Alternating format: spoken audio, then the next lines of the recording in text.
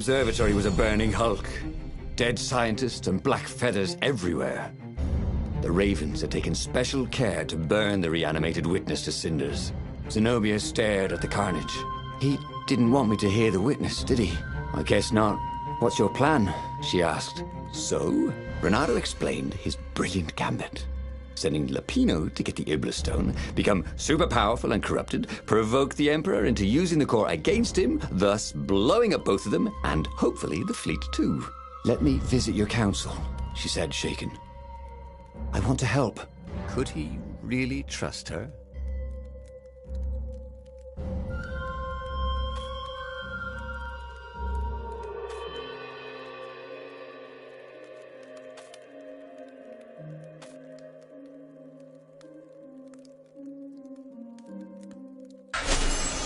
He'd done it. He'd made Zenobia see how evil her father really was. He wished she didn't feel this urge to join in the rebellion. After all, he'd taken care of the Emperor, right? Yeah, but she'd always been conscientious like that. She told him she had to go somewhere first. So Renato gave her the location of the secret base, and they agreed to meet in the ruins. He had a very good feeling about this.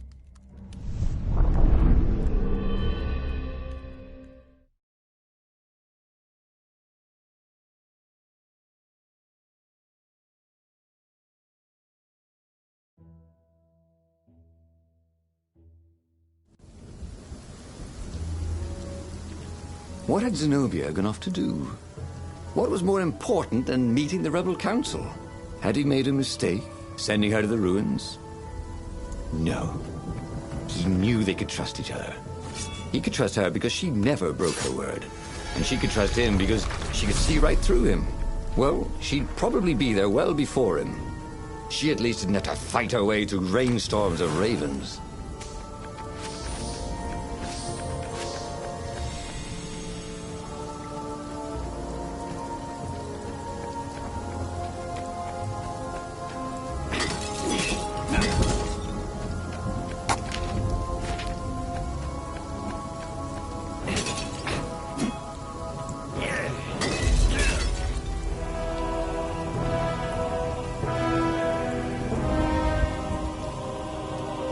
There was an inscription.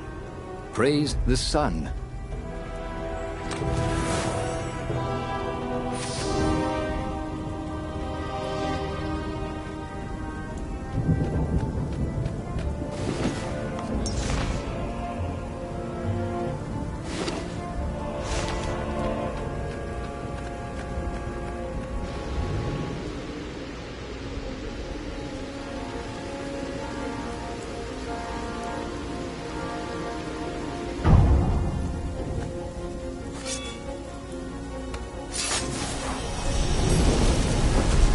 There was a pleasant breeze coming through that door.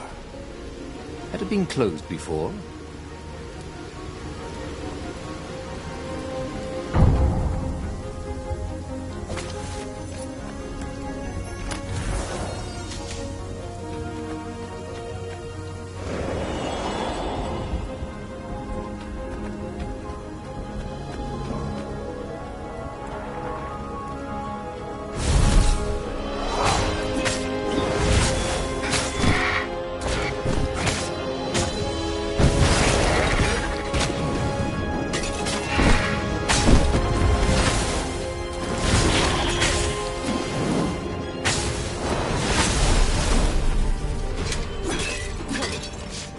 As he came around the bend, there was Lapino, unconscious on the side of the path. And Renato could smell a familiar, sweet, smoky scent. Who? Zenobia. It had to be.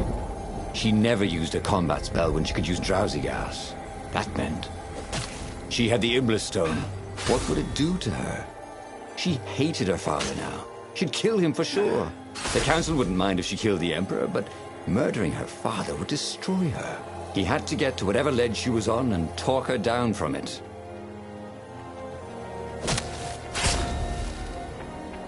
What was the point of this gate? Did they think no one would notice the lever?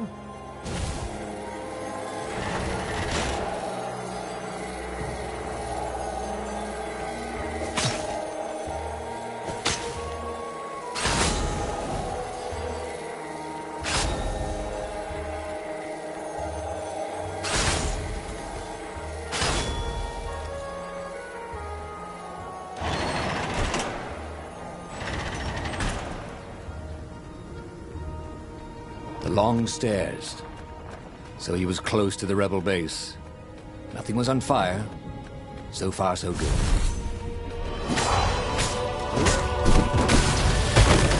Brilliant. Lovely. Hold that pose.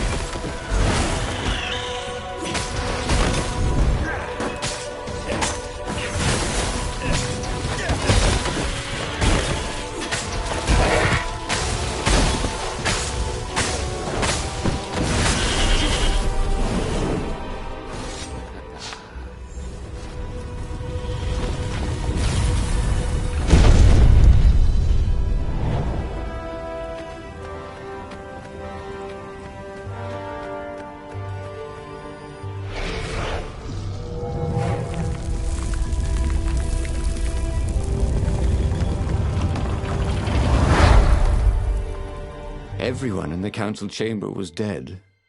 Zenobia stood shivering in the courtyard, drenched in blood. Why? He managed. They started arguing with me. I lost my temper and I wanted their blood. Well, not me. The stone did.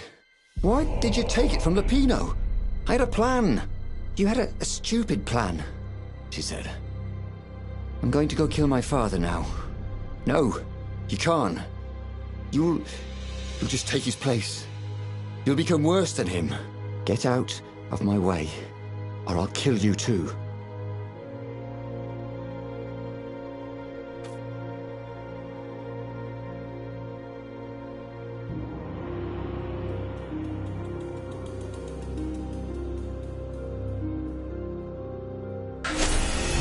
You won't kill me, he said. And I won't let you kill the Emperor.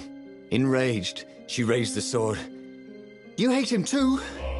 He could sense the Iblastone, yearning for his death. But she didn't strike. If you kill him, he'll destroy you. I know you. Shut up! She shouted, her sword trembling. I won't lose you again. Not for anything. Get away from me, he said, and he was very close. I can't lose you again. And he was in reach of her sword now. I hate him! I hate you too! I love you, he said for the very first time. And then she was weeping. He was holding her. The sword had dropped from her hand. He glanced at the Iblastone. It was no longer the black of the void. It looked like coal. No. It glowed, like a cinder. It was crackling, burning, crumbling into ashes. You've always loved me, haven't you? She said. She was weak. The stone had taken so much from her. Always, he said. She staggered as he helped her up. Let me take you away. Where? The island of Avalon. The sisters will heal you. He'll follow us. Then we need the Farfarer, the fastest ship in the Empire.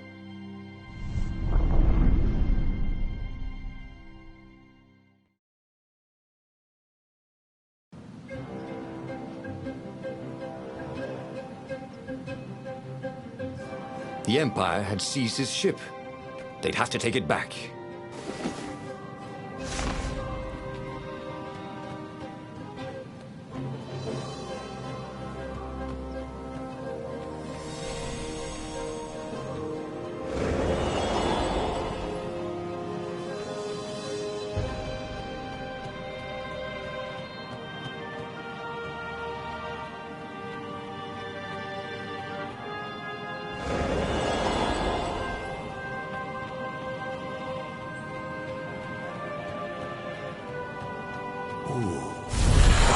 That led right into the middle of the fleet. It was a glaring weakness in the defense.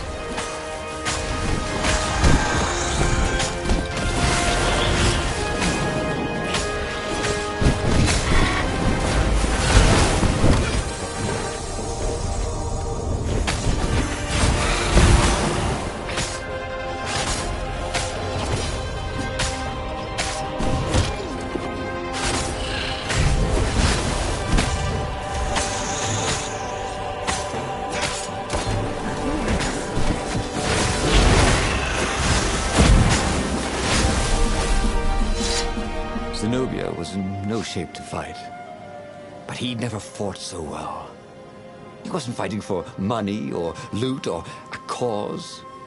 He was fighting for her. For them.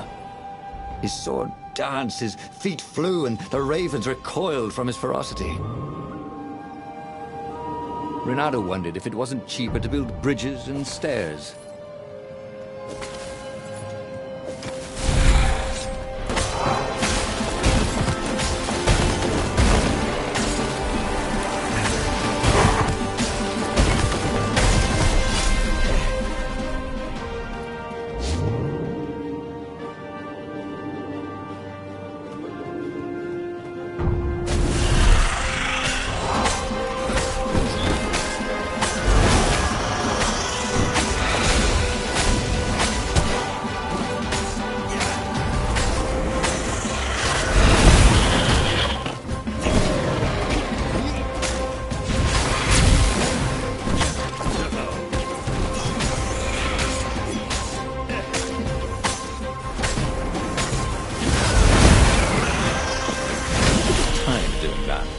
Renato.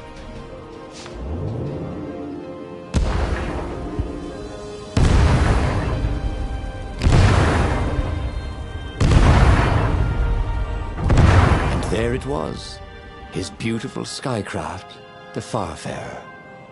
They would fare very far indeed, beyond the Empire, beyond the reach of the Empire, to the mystical island of Avalon. He didn't know exactly where it was, but he knew he could find it. And they would find peace there. Second star on the right, and straight on till morning, laughed Zenobia. And they laughed together for the first time in a long time.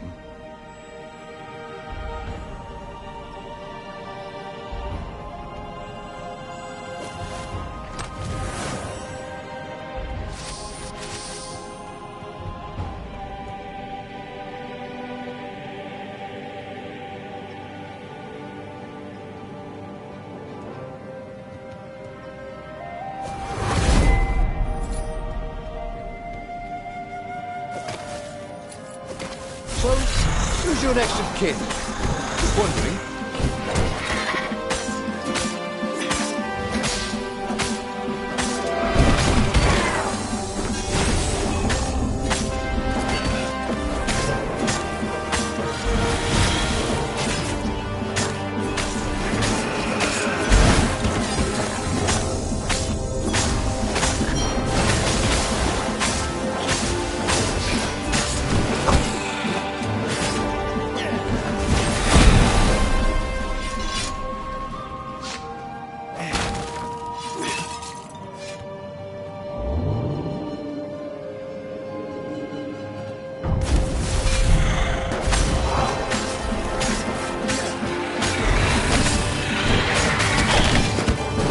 Renato was dead tired.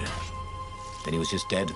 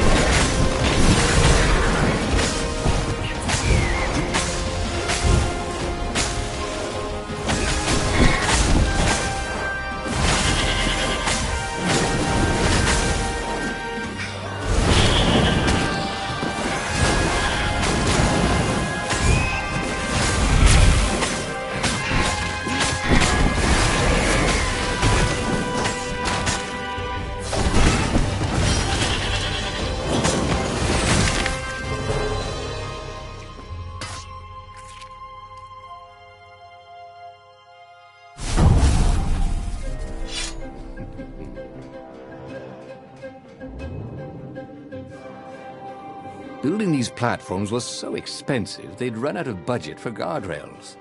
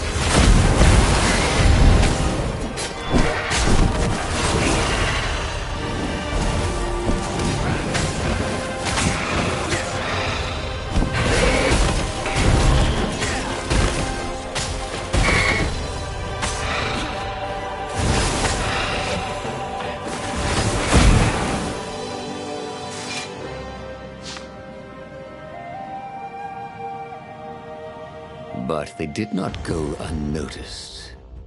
Scout ships lifted off, and the long lance of the Imperial flagship. Bernardo turned downwind to gain speed. The Raven ships could pursue, but they couldn't close. The Far Speaker croaked, "You return her and live!" "Go sacrifice yourself," yelled Bernardo. "Then you won't have her either." On the flagship, the Emperor was readying some arcane weapon. It couldn't be. It was the core. A devastating beam lanced out of the flagship. Bernardo zigzagged wildly to keep the Farfare out of it. Now the Raven scout ships were closing the distance, and the beam was getting closer too. Then came a blinding flash, and the air was searingly hot all around him. There was a thunderous, deafening roar. He could smell burnt oak and burnt feathers and burnt flesh. But when he could hear and see again, they were alive and unhurt.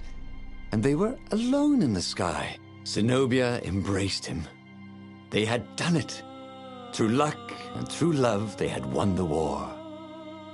"Avalon, here we come," he said as he held her arms wide in the prow of the boat and let her feel its speed. "Maybe the real Avalon is wherever we're together," she said. And so, after a bit of an argument, Bernardo and Zenobia went to one of the two Avalons. The one shrouded in mists, or the one in their hearts. But which one they went to, I'll never tell. He'd done it. He'd forged his own destiny. Well, he hadn't actually done it, but he knew what he would do. Bernardo smiled at the book. He practically wanted to kiss it. The kid's sacrifice hadn't been in vain. He'd saved the book and saved the world. Bernardo owed him and his mother so much. Bernardo lowered the mainsail and let the Farfarer shoot forward in the breeze. Second star to the right, and straight on till morning. This time, he would win.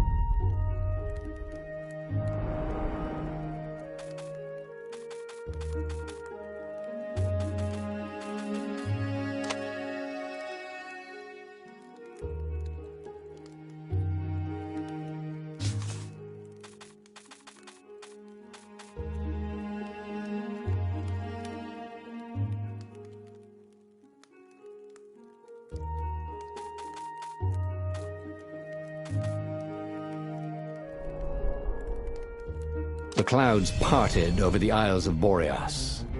It was time to choose. The rebellion was in trouble.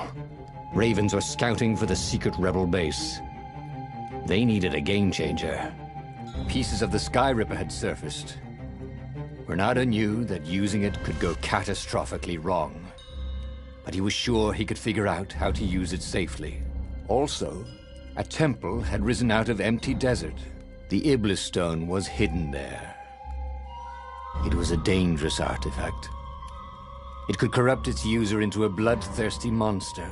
Maybe he could find a way to use it, to take its power without surrendering to its wickedness. And also, his old friend Lapino needed rescuing.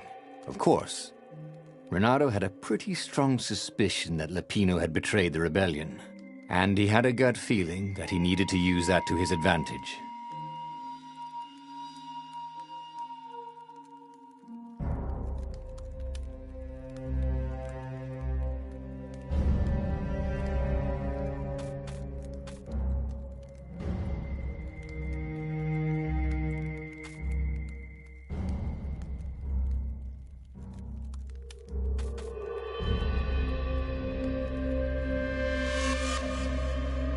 Renato finally realized that Lapino was a traitor to the cause, and maybe Renato could use that somehow.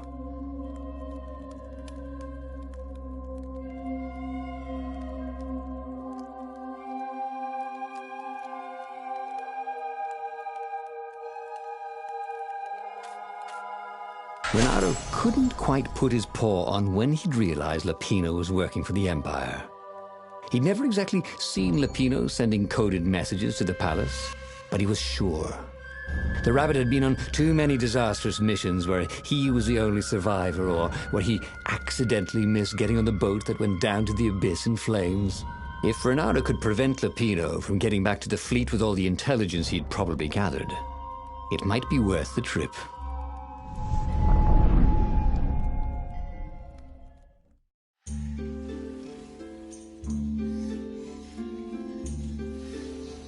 How had they come to this? They'd been on so many adventures together. Lapino had talked Renato out of prison at least 4 times, and Renato had rescued Lapino from at least 2 lynch mobs.